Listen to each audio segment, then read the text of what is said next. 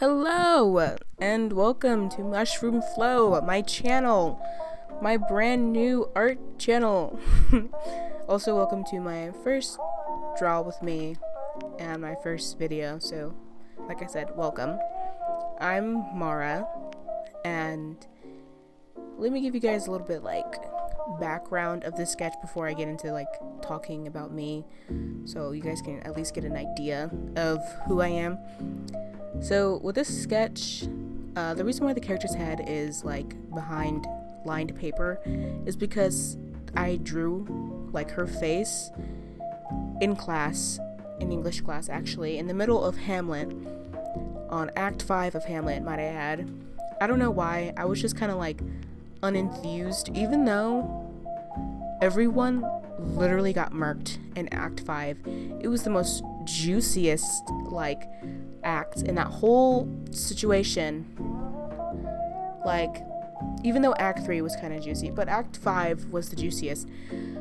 Everyone got murked. I'm sitting there, I'm sketching, not really paying attention, and before my mom or even my sisters come at me, I was kind of paying attention. I took notes, okay? You don't see it, but beside her head, I had a bunch of sticky notes stuck into my Hamlet book. So, there you go. And those sticky notes are not of sketches. They're of, so-and-so got stabbed type thing. So, this is what the sketch is. Also, this is kind of a free, just no plan at all, no thumbnail, no planning of colors, just slap it on the computer and let's see what my brain can fart out type thing. So yeah, also had no clue how to position her body. I knew that I wanted her to be slouching forward because I suck at side profiles, horrendously suck at side profiles. Last year I just understood how to do side profiles. So, that's the reason why this might look a little wonky. So, this is me kind of pushing myself out of my comfort zone and trying to understand. Also, what also put me out of my comfort zone in this whole thing is this hand. Oh my god. This hand was something. As you guys can, see, or as you guys have been watching, for the past 3 minutes, struggling with this hand position, and I don't know why, but it's okay, it's whatever. I finally settled with the hand position, but for just a hot minute I couldn't grasp anything for that. So also this character with her stance, I didn't know how to how to explain this, but she's kind of leaning on her hip, if that makes sense. She's resting on her hip while kind of being chill. I don't know if that's and how do you say? It's I don't know how to say it. I totally forgot the word too, so I'm just gonna continue on and pretend that anatomically correct. I think you guys get what I'm saying. I'm gonna move on and pretend that didn't happen. I just said it wrong, or maybe I said it right. Who knows? So yeah, but I think if I just settled with the position and I'm just going with it, running wild. So that's what this sketch is. It's totally just a brain fart and just going with it. So now a little bit about me before I let you guys just watch the rest of the video and just chill. I'm Marah. I am 18. I am going to college to pursue my passion for game design. Now, most of you guys are thinking, oh, she's going to game design because she probably wants to be a game design artist. That answer is no. I don't. I really don't. A game design artist has to create I know this sounds so dumb right now, but they have to create good character designs. No duh, Marah. Of course you have to create good character designs. But there was a time, multiple times, where I challenged myself to create good, character designs. And each time, I just copied Pinterest, word for word. literally head to toe copy the outfit. And I'm like, and every time I thought about like maybe I should do this or do that, I just didn't. I couldn't. I really couldn't.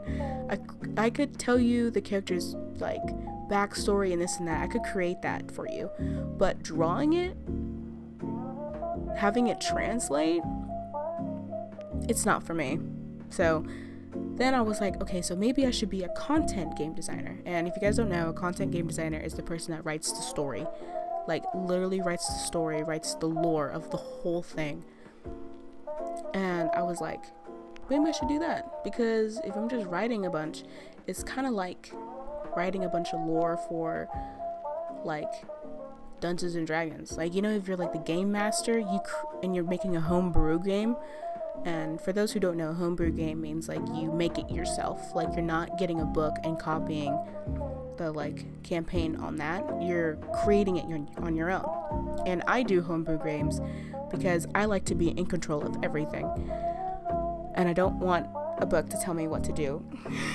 So that's why I'm like, a homebrew game is perfect. So that's why I was like, a content game designer is great. But I also want to do art. Like, I want to do art too. So then I started thinking again, and I was like, maybe I should just be a game designer. Like, I can help with the content, I can also help with coding, I could help with this and this and that, because I'm sure all the like gamers know, or like I'm sure everyone knows this, that like creating a game takes a whole crew, a whole team of people to create a good functioning game. Like with Last of Us 2, or just Last of Us in general, or God of War, those games take like hundreds of people, like bunches of teams to even start the first little chapter, you know? It's a big team effort. And I also like talking to people and hanging out with people and like creating something.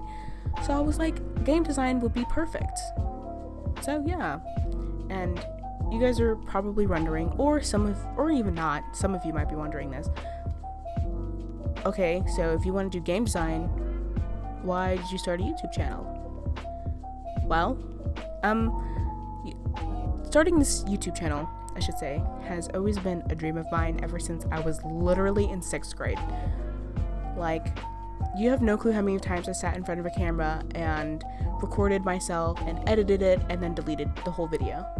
Like, all of those hours of footage, all of that hard work I spent on editing, down the drain, because I was like, I'm just too scared to actually do it. Like, what if people don't like me? What if this? What if that? Like, I was scared. I kind of am still nervous. I'm not scared anymore, but I'm kind of nervous because I don't really take kindly to criticism, but also I know that it's like kind criticism. Sometimes it's kind criticism. But yeah, I started this YouTube channel because I have a passion for video making as well as creating art and creating stories. Like, hence the reason why I'm going to game design, because I've had a passion for it since literally in 6th grade. Also, a fun fact, when I was little, I totally wanted to be like Gabby Hanna. I'm gonna let that sizzle. I wanted to be like Gabby Hanna. Like, she's mental right now. Hopefully she's okay though. Hopefully she gets help and that she's better. But I totally wanted to be like her because of her because of her stories and how like animated she was and how fun and always entertaining it was to see her like pop up with the new story time. It was great. I used to love watching her. But like now it's just like a bunch of music videos and vlogs. And I'm like, okay, whatever. But hopefully she's okay and stuff. But yeah, that's the reason why I started this, because I have a passion for it. YouTube can contain literally all the passions I have for this. For like storytelling, for like drawing, for literally everything. And there's also a time and a moment where I still do have this, where I want to have my own. If you hear a dog barking in the background, I'm sorry. Anyway, where I have a passion for like having my own like art shop. I made a bunch of stickers and stuff like that, just never printed them out and never really committed to it because I was, once again, scared. And this is gonna get really deep for a second, but I think the reason why I was scared is because I'm putting myself into public eye and public view, and I didn't want to get hurt, to say the least. You know, like the thought of putting yourself out there sometimes is so fucking scary. Excuse my French, but it's so scary for no reason. Well, there is a reason. It's that people are mean, and I'm very fragile. So I guess I have to get some tough skin. Oh, there was a car going by. But yeah, I'm just starting this because one, it's my dream, and two, what am I scared of? You know, even though I just explained what I'm scared of, I'm just like, why am I letting that stop me for chasing my dreams, type thing. So that's why I'm sitting here, finally just choosing this footage and just chucking it in the fucking bucket and just going for it. Like, this is kind of nerve-wracking, but yeah. Also, every time I think about starting this and I'm like, oh, I'm a little bit scared, I always have, fun fact, I always have Tyler the Creator's voice pop in my head in that segment with like that girl, if they're like in a podcast or whatever, and she's explaining to him that she wants to do something, and he was like, then do it. And she was like, no, but I'm scared. And he was like, what are you scared of? And she like sat there, she kind of laughed, and she said, I don't know, nothing.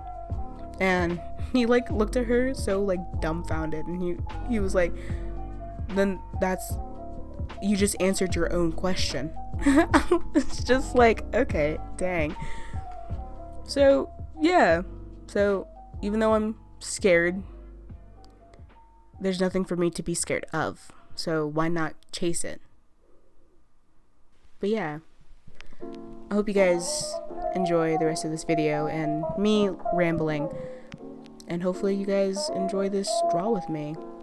I might pop in here and there just randomly, or I might not, I don't know. We'll see how I'll flow with it and how I'll go. But yeah, bye.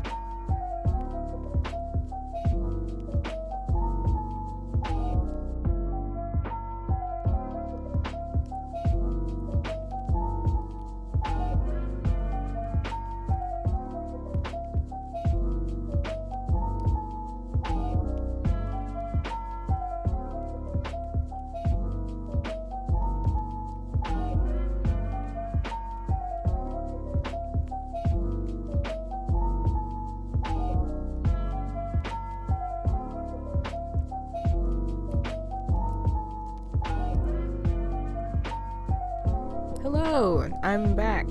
The reason why I'm back right here is because I kind of want to explain to you guys the inspiration of these colors for a second here. Let me pull up her Instagram. So, like, these colors and, like, the color blocking of, like, the fading of the colors are, like, I don't know how to explain it, are inspired by, what's her face? Yoshitani? I think, I don't know. Here's, like, the plug to her, like, to her Instagram and everything. I love her bold and, like, demanding colors. Like, most of her stuff usually has yellow, teal, and, like, red. And I'm absolutely in love with those colors. So, like, I love her saturatedness and everything. I am a big fan of her art. Like, quite literally a big fan. I like her art a lot. I think it's really pretty and very unique. And if you guys are into tarot cards and stuff like that, I recommend getting her tarot deck. It is one of the most beautiful decks I own. Like, literally, like, scrumptious. Totally recommend. Beautiful, gorgeous deck. If she makes another one, I will totally buy it. Like, without a doubt, buy it. I love the art style. I love everything, how the card feels, to, like, the saturation of the colors, to the deep meanings behind the stories that she puts on there. And her little user-friendly book that she has that explains the meaning of the card and also, like, the history of the card. Like, for example, you might have one card that's has, like, Irish lore in it, and then she'll explain in the little book, if you look at it, it'll explain, like, what the story means and how it connects to, like, the card. It's, like, freaking amazing. So I recommend her tarot deck. Once again, her name is Yoshitani, and her tarot deck is called the Tarot of the Divine. So I totally recommend you guys get that. For a second there, I kind of felt like I sound like a radio broadcast dude. Like, her tarot deck is called it's called the Tarot of the Divine. Anyway, but yeah, that's where I got the inspiration of the colors and also the simplicity of everything in the background. Like, from also that little puddle in the hand looks like a flower. Like, I thought about that while I was drawing this, but I just didn't say anything. So my next little art video might be of me trying to draw flowers. Like, I'm inspired by that thing. It's a good method. I recommend you use it if you want to try flowers, but I don't know. I haven't tried it with flowers yet. But yeah, also, the reason why I have it kind of, like, splattered all over her legs is because, like, the meaning of this drawing and with the colors is that how you have such, like, a teal, like, calming color with, like, a bright, demanding yellow. I kind of see it as kind of like her accepting, her being very content and just ready to go on to the next color or phase of her life type thing. And that's kind of how I imagine contentment, especially with emotions. Like, this bright yellow is, like, something that could be either represented as happiness or anxiousness. It can be represented as any emotion, depending on how you view yellow. Most people view yellow as, like, happiness and everything, so that's how I view it personally, but some people can view it as anxiousness. So, because sometimes it could be depicted as being anxious. But I kind of was like, okay, well, I kind of want this blob of yellow just kind of dripping off of her hands and her touching it and her just staring at it like not necessarily happy but content. Like, she's okay to be experiencing this emotion. She's, like, content with the fact that she is experiencing this. Like, she has no problems with it. She is the conqueror of her own emotions, and that is why it's kind of like sticking on to her, because instead of frantically trying to get it off of her, she is, like, just accepting it. And that right there, folks, is, like, a good life lesson, to say the least. Just learn how to go with it. if that makes sense. Like, learn the waves of your emotions and be like my character in this random video sketch thing of being content with your emotions. As they come in waves, learn how to ride them, not how to fight against them, because if you fight against them, sometimes you will drown. So, I recommend that. But that is, one, the reason why I chose these colors in the simplistic background, because it's inspired by Yoshi Yoshitani. And the reason, what's the story behind all of this. Also, the reason why it's all waters, because emotions are usually depicted by water aspects. So, yeah.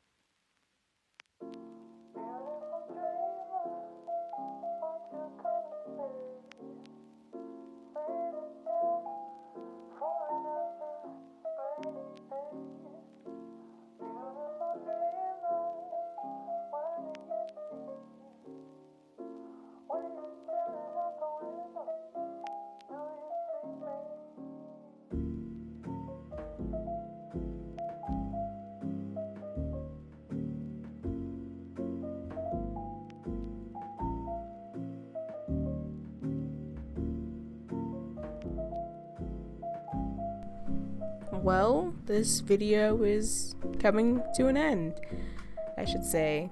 This is my little signature. It's MF, and no, it doesn't stand for the curse word. It stands for mushroom flow, but it can be I can stand for that at some points and sometimes, but only I will know when it means mushroom flow and when it doesn't mean mushroom flow.